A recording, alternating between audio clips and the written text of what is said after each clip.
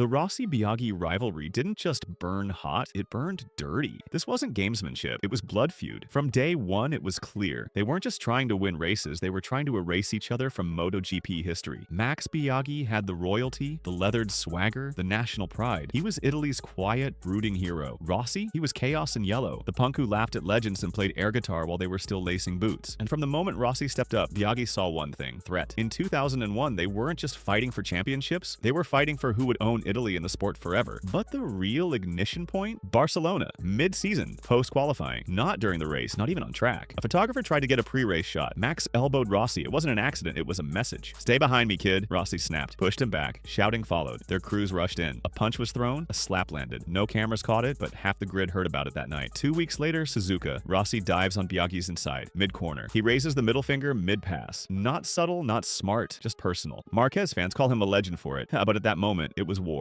The garage is split. Yamaha mechanics refused to speak to Biaggi's camp. Sponsors canceled joint shoots. Dorna scrambled to move press conference seating charts to avoid a full-on brawl. And from then on, every time they saw each other in the paddock, you could feel it. Not tension, hatred. Two men in full gear ready to throw hands before throwing on helmets. Rossi made every win against Max personal. He didn't just beat him, he mocked him. Chicken suits, policeman outfits, signs, costumes, stunts, all pointed directly at Biaggi. This wasn't racing. This was psychological warfare in Technicolor. Biaggi never recovered. Not mentally, not emotionally. Even when he beat Rossi, the crowd didn't care. By 2004, it wasn't even a rivalry. It was a eulogy, and Max knew it. Then came Marquez. 2013, the Wonder Kid. 20 years old. Insanely fast, full of charm. Called Rossi his idol. All smiles. By 2015, idol worship was dead, and Rossi knew Marquez wasn't just here to compete, he was here to replace him. The tension built race after race until Sepang, one of the most venomous Sundays in MotoGP history. Rossi accused Marquez of manipulating the championship, claimed he was purposely slowing him down to help Lorenzo win the title. Marquez played it cool, said he was just racing. Then turn 14. Rossi looks back once, then again, then slows. Marquez is right there. They come together. Marquez hits the floor. MotoGP detonates. Rossi is penalized. Marquez is booed. But this wasn't about racing lines or points. This was about betrayal. And then came the backstage chaos. That week, rumors spread like wildfire. People inside Yamaha said Rossi's crew was furious. People close to Marquez said security had to be added around his family. In the paddock, they wouldn't even cross paths. Everyone thought that was it, the peak. But it got worse. Valencia, the finale. Rossi starts from the back. Marquez races like a guard dog in front of Lorenzo. Rossi makes it to fourth, and it's not enough. Lorenzo wins the title. Rossi doesn't even try to fake it. No handshake, no nod. Just silence. Behind the scenes, the drama boiled. One night, at the team hotel, both camps stayed under the same roof. 2 stories apart. The entire hospitality unit heard the shouting. Crewmen from both sides, not riders, in a full-blown shouting match. Accusations. Threats. One of Marquez's guys allegedly told a Yamaha tech, "Don't let him walk into our floor." Security was called. Not police. MotoGP's own. That moment changed the sport. The following season, Rossi and Marquez shared interviews only when forced. Every handshake on camera was ice. They didn't just compete. They resented each other's existence. Argentina 2018 reignited the fire. Wet track. Marquez bumps Rossi, sends him wide. Rossi goes down. Post-race, Rossi calls Marquez dangerous, says he shouldn't be allowed on track. Marquez tries to apologize. Gets blocked by Yamaha crew at the garage door. No handshake, no words. Just that same cold stare that says, "Don't come near us again." The fandom split. Rossi fans started treating Marquez like a villain. Marquez's team went into defense mode. Marquez's own father was said to have brought in private security for flyaway rounds. MotoGP never addressed it publicly, but behind the scenes, Dorna rearranged media timing, separated paddock zones. There was a quiet, unspoken rule. Never let Rossi and Marquez's entourages share closed space. Then came a different kind of chaos. Marco Simoncelli versus Alvaro Bautista, 250cc, a class lower. But the energy? Nuclear. Marco rode like he didn't believe anyone else mattered. He had that wild lion style. Big hair, bigger ego. Catalunya 2008. Bautista goes for a clean lap. Marco blocks him, late dive, sends him wide. After the flag, Bautista doesn't wait. He storms into the Grassini garage. Doesn't knock, walks in, drops his gloves, gets into Marco's face. Words escalate. Someone throws a helmet. Mechanics jump in. Marco laughs. Mocking, no fear. Just waiting for someone to swing. Later that season, Motegi. Bautista goes for a last lap move. Both crash. Marco stands over him, claps sarcastically like it's a street fight. They never made up. And even years later, Bautista admitted in interviews, "There were things said I'll never forget. None of it made the official highlight reels." But inside the paddock, everyone remembered. These weren't just feuds. They were time bombs. And MotoGP did everything they could to keep the footage clean, even when fists were almost flying behind the pit wall. The Ducati garage in 2016 was a minefield, and Andrea Iannone versus Andrea Dovizioso was the fuse waiting to snap. They were supposed to be Italy's golden pairing, a balanced attack of finesse and firepower. Dovi was the quiet tactician. Iannone was pure aggression. On paper, it made sense. On track, it was war. The moment things turned irreversibly ugly was Argentina Argentina. Final lap. Last corner. Ducati's first double podium of the season was in reach. Then Iannone struck. Not with a pass, not with a plan. With a blind, desperate dive bomb from hell. He took Dovi out, took himself out, and took Ducati's faith with him. Dovizioso didn't even look at him in the gravel. He just got up, walked away, no shouting, no complaints. Just a cold stare that said, "You just ended your career here." Inside the Ducati box, crew members weren't talking. They were screaming. One of Iannone's mechanics reportedly slammed a toolbox shut so violently it snapped a latch off. Dovi's crew chief refused to debrief. And Iannone, he laughed on camera. It wasn't nerves, it was defiance. That week behind the walls, meetings were held. Dovi's management drew a line. It's him or me. And Ducati, seeing the storm coming, made their call by summer. Iannone was gone. No farewell ceremony, no tribute, just silence. But the real sting came later. At a Misano media appearance, Dovi was asked about his disastrous teammates. He smiled and said, "Some people only know one speed." Full stupid. Everyone knew who he meant. Iannone retaliated in a subtle but vicious Instagram story. A clip of Dovizioso crashing in FP2. Caption, "Oops, MotoGP never addressed it." But the fans connected the dots. These weren't just ex-teammates, they were enemies who wore the same red once, and now would rather crash each other out than share a coffee. But not every feud came with titles on the line. Some just came from pride. A Leix Espargaro versus. Scott Redding was never about championships. It was about identity. Two journeymen, two chips on two massive shoulders. And at Silverstone 2017, the chips turned into fists. Q1. Alix is on a flying lap. Redding thinks he's holding him up. Alix thinks Scott's just slow. Middle fingers fly before they even pit. Redding rides into the paddock, throws off his gloves mid-bike roll, walks straight toward Alex's side of the Aprilia truck, shouting. Helmet visor still up. Alex stands his ground. Crew members form a barrier. It doesn't matter. They're in each other's faces, screaming like two guys at a bar who just found out they're dating the same girl. Redding swings his helmet down onto the pit wall. The echo was so loud, Dorna officials came running thinking someone crashed. No one was fined. No official statement. But for the next 3 rounds, their media slots were booked separately. Aprilia PR quietly asked both riders to never appear in team gear at the same event again. Redding posted a cryptic tweet the next day. "Some clowns never learn to race." Alex replied, "Some punchlines never win." Fast forward to the postseason test in Jerez. They cross in pit lane again. Cameras caught a moment, 1 second long. Alex shoulder bumped Scott without saying a word. The footage was never posted on the MotoGP feed, but fans screenshot it, zoomed it, and the hate was obvious. Then there was Jack Miller, the one-man wrecking crew with a spine made of steel and a temper to match. Jack doesn't do politics, doesn't do games. If you disrespect him, he won't tweet. He'll wait for you in pit lane. And in 2021, Joan Mir learned that the hard way. Portimao. Mir tries a dicey overtake, slides a bit, tags Miller's rear. Jack holds it up, doesn't fall, but the look on his face mid-corner, you knew that wasn't over. After the flag, while other riders cool down, Jack does the opposite. He positions his bike, cuts the engine, and sits there like a guard dog at a club entrance. Mir rolls in, visor up, he's barely processed the result. Jack walks up, no smile. Shoulders him hard, no cameras ready,